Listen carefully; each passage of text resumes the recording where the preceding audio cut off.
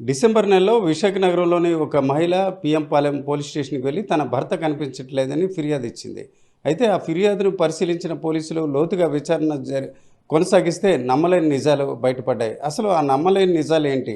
ఆ విషయంపై మనతో మాట్లాడడానికి పిఎం పాలెం ఇన్స్పెక్టర్ మనతో ఉన్నారు. సార్ బాలకృష్ణ గారు, అదే మీరు ఈ కేసు సంబంధించి ఎవరు వచ్చారు? నెక్స్ట్ ఆమె న్యాచురల్గా ఆమె వర్కింగ్ అంటే ఏమైనా వర్కింగ్ ఉమెనా, ఏం చేస్తుంటారు? రమ్య అనే లేడీ డిసెంబర్ 15 వచ్చారండి మా దగ్గరికి. వచ్చి తన భర్త డిసెంబర్ 9న ఇంటి నుంచి వెళ్ళిపోయారని మాకు ఫిర్యాదు ఇవ్వడం జరిగింది. ఆ ఫిర్యాదులో ఆమె ఏం చెప్పిందంటే, మా ఆయన ఎక్కువగా తాగుతాడు, తాగి ఇంటి నుంచి బంగారం డబ్బులు పట్టుకుని వెళ్ళిపోయారని ఒక కంప్లైంట్ ఇచ్చారండి. దాని మీద మేము మిస్సింగ్ కేసు నమోదు చేసాం. ఇమీడియట్గా మేము దాన్ని ఎంక్వైరీ స్టార్ట్ చేసామండి.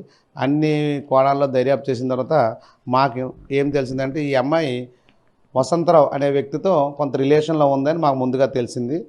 తర్వాత మేము అది కొంచెం లోతుగా దర్యాప్తు చేసేసరికి వీళ్ళిద్దరికీ ఒక 1 ఇయర్గా పరిచయం ఉంది, వీళ్ళు కలిసి ఉంటున్నారని కూడా మాకు తెలిసిందండి.